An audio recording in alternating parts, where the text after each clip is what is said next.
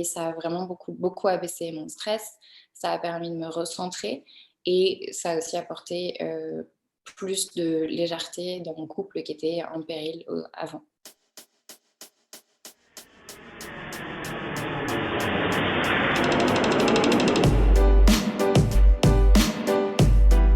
Je vais commencer en te demandant qu'est-ce qui t'a poussé à venir faire du coaching avec moi?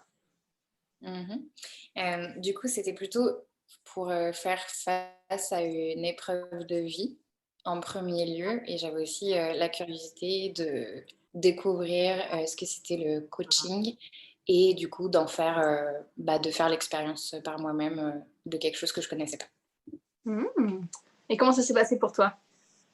Du coup, on se connaissait de base et ensuite, comment ça s'est passé? Bah, c'est des séances qu'on fait donc, de 2 heures tous les 15 jours, donc avec, un suivi, au tout départ, définir ensemble, ce sur quoi on va travailler et un suivi après chaque séance avec, des exercices à faire, que ce soit des exercices de respiration ou, écrire, réfléchir par rapport aux thématiques qu'on a, définies ensemble. Mmh. Hem, Où t'en étais quand t'as commencé et où t'en es maintenant? Quelle a été ton évolution? Alors quand j'ai commencé, j'étais, je pense, littéralement quasiment au bout du rouleau, hyper stressée, avec un taux de stress qui ne descendait pas. Je me sentais complètement perdue. J'avais l'impression d'avoir utilisé à peu près toutes mes cartouches, toutes les solutions que je connaissais déjà. Et du coup, grâce au coaching, aujourd'hui, j'ai plus d'outils en main. J'ai d'autres visions, d'avoir des visions, en fait, qui sont autres que les miennes, qui me permettent de voir les situations donc différemment et du coup de m'en sortir différemment, peut-être pas différemment, mais avec des méthodes autres que celles, auxquelles j'aurais pensé ou qui seraient peut-être des réflexes. Donc j'ai plus de sérénité et je me sens mieux armée, on peut dire, face aux situations et ça a vraiment beaucoup abaissé mon stress. Ça a permis de me recentrer et ça a aussi apporté, plus de légèreté dans mon couple qui était en péril, avant. Mmh. Qu'est-ce que t'as le plus adoré? L'écoute, la grande écoute dont tu peux faire preuve, ta patience, parce que parfois tu dois beaucoup répéter pour que tu comprennes. La douceur, le fait que si on a une question, tu sois toujours là pour nous aider et le suivi en fait qui s'arrête pas uniquement on fait une séance et ensuite, bah, on attendra 15 jours, on verra bien. Qui est aussi voilà un suivi après, que tu envoies un email, qui fasse récap sur lesquels on puisse s'appuyer, enfin je puisse m'appuyer pour voir les événements et qui est toujours que tu trouves toujours une solution. S'il faut défaire, on défait pour prendre d'autres méthodes parfois parce que ça peut pas toujours marcher du premier coup. Oh, chouette. Qu'est-ce que tu as trouvé plus difficile? Le plus difficile, ça a sans doute été déjà d'accepter d'adopter un autre angle, de vue parce moi j'étais dans des schémas de pensée, d'action, qui me sont propres et je les avais peut-être pas remis en cause. Donc le plus difficile, ça a déjà été de désapprendre pour mieux apprendre. Donc c'est bénéfique à la fin, mais sur le moment, c'était peut-être un peu difficile.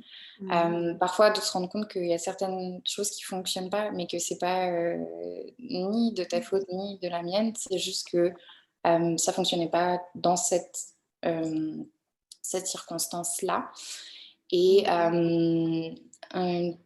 c'est pas forcément difficile, mais oui, ça demande quand même de l'investissement, ça demande du temps et difficile aussi parfois de se sortir un peu la tête du quotidien pour se dire: «Maintenant, je me consacre que à moi». Je me mets sur ce dont on a discuté, je prends des notes, je vois ce qui s'est passé.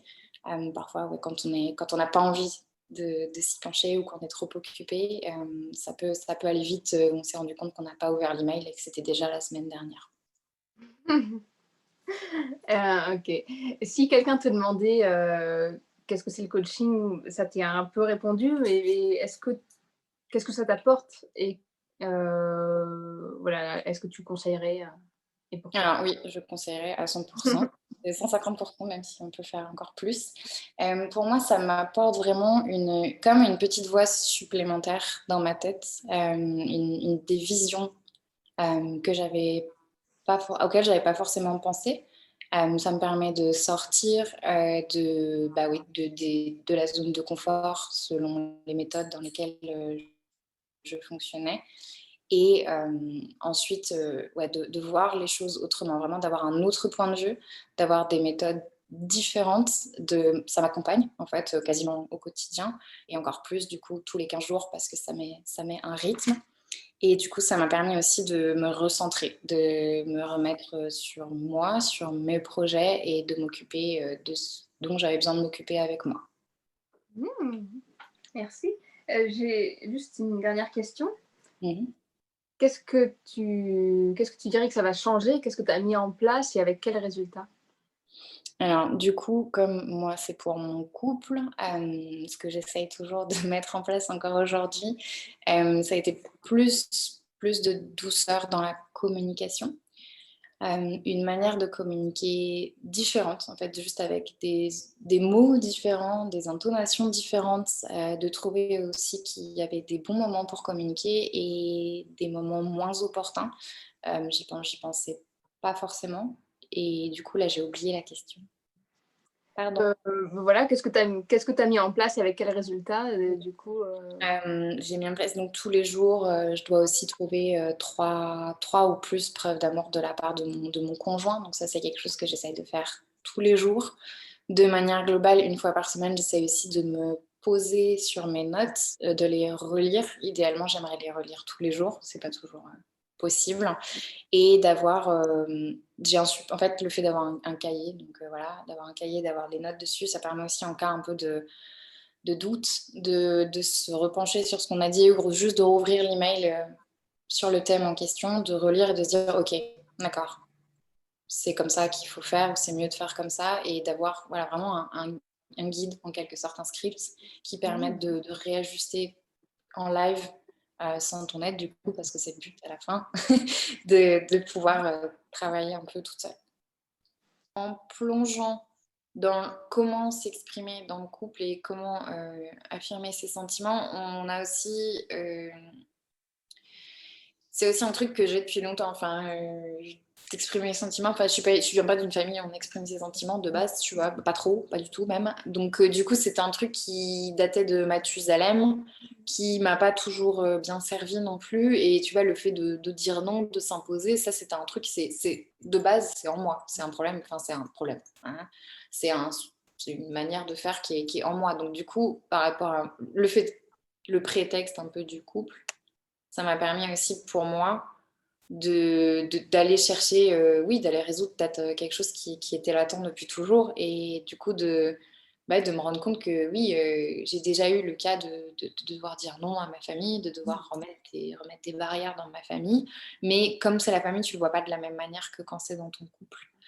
Donc déjà, et surtout le fait que, alors que j'ai lu pléthore de bouquins dessus il y a 4 5 ans, quand j'étais à fond et tout, le fait que je suis contre la dissolution de l'être dans le couple, mais que là, je pense que malheureusement, j'étais sur la pente glissante de me censurer, ou de plus prendre toute ma place, ou d'être vraiment, d'avoir perdu en fait la notion que c'était moi d'abord et après mon couple. Ça c'est ouais, là. Et autre chose que tu voudrais ajouter sur, tous ces sujets? Prenez Natacha comme coach. Si vous voulez enfin vous sentir vu, entendu, aimé entièrement comme vous êtes, je vous offre mon guide des 7 secrets pour recevoir l'attention et l'affection désirées et ne plus être dans l'attente dans le couple. Inscrivez-vous en cliquant ci-dessous sur le lien, c'est gratuit pour le moment.